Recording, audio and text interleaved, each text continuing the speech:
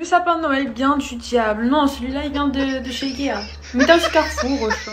Hello! J'imagine que vous vous doutiez bien que ce sujet allait tomber à un moment ou à un autre du mois de décembre. Donc le voici! Chaque année c'est le même débat, le diable n'a même plus à travailler trop dur pour diviser les gens. C'est Noël, yes! Débat, orgueil. Dans cette vidéo, je vais répondre à la question: est-il biblique de célébrer Noël? Mais d'abord, si c'est la première fois que tu tombes sur une de mes vidéos, bienvenue! Sache que sur cette chaîne, je partage la parole de Dieu et je parle de ma foi en Jésus-Christ. Donc si c'est quelque chose qui t'intéresse, abonne-toi dès à présent.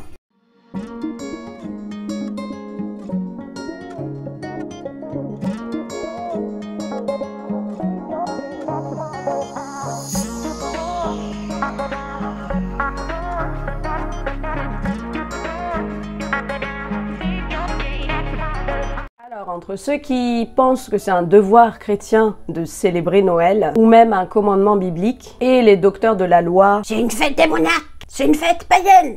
En réalité, d'un point de vue historique, la fête de Noël a été inventée par l'Église catholique romaine pour s'opposer à une fête païenne. Et certains diront que justement, à cause de ça, il devrait être formellement interdit de fêter Noël. Non, personnellement, je suis de ceux qui sont libres en Christ.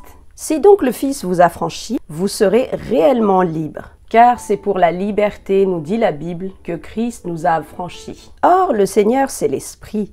Et là où est l'Esprit du Seigneur, là est la liberté. Donc, tout m'est permis, mais tout n'est pas utile. C'est dans la religion qu'il y a des interdictions et des obligations. Dans une relation avec Dieu, quand on connaît la vérité nous rend libres. Donc, il n'y a aucune interdiction ni obligation de fêter Noël, ni aucune autre fête religieuse d'ailleurs. Que personne donc ne vous juge au sujet du manger ou du boire, ou au sujet d'une fête, d'une nouvelle lune ou des sabbats. C'était l'ombre des choses à venir, mais le corps est en Christ.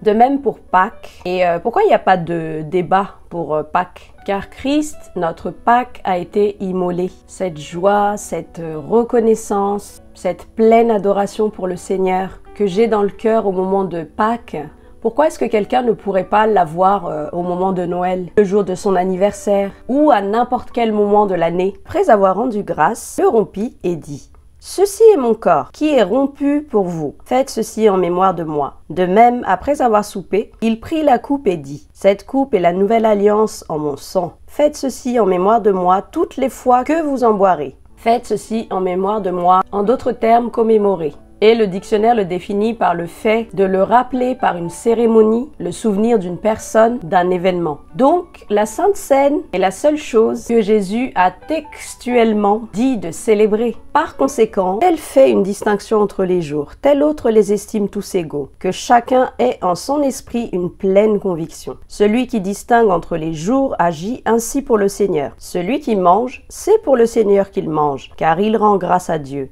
Celui qui ne mange pas, c'est pour le Seigneur qu'il ne mange pas, et il rend grâce à Dieu. Que chacun ait en son esprit une pleine conviction, en son esprit et pas en la chair, c'est-à-dire l'envie de faire comme le monde, ou conduit par les émotions. Il y en a qui ont une pleine conviction de la chair ou de l'ennemi et ils pensent que c'est Dieu, parce que ça les arrange. Je vous conseille dans ce cas cette vidéo pour distinguer ce qui est de Dieu. Et la suite du passage: celui qui distingue entre les jours agit ainsi pour le Seigneur. C'est pour le Seigneur qu'il mange, car il rend grâce à Dieu. Et la Bible déclare: quoi que vous fassiez, faites tout pour la gloire de Dieu. Lorsque nous agissons ainsi, sans être en contradiction avec la parole de Dieu, c'est ce que Dieu regarde dans nos cœurs. Conclusion: ne portons pas de jugement ni sur celui qui célèbre, ni sur celui qui ne célèbre pas Noël. Prions pour que toute occasion soit une opportunité pour la gloire de Dieu, évangéliser, pour aimer. Et j'ai remarqué que Noël, c'est une ouverture pour nos proches inconvertis. Ils sont comme plus disposés à entendre parler de Jésus que à d'autres moments de l'année. Donc pourquoi s'en priver? Bien que notre attitude effectivement aide à ce qu'ils soient plus ouverts quand on leur parle de Jésus, c'est le Saint-Esprit qui convainc, c'est pas nous.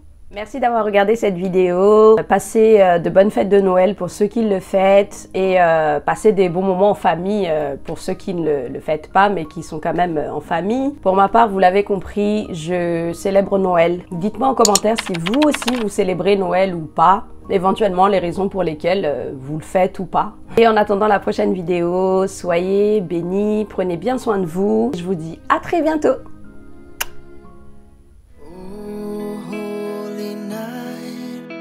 The stars are brightly shining.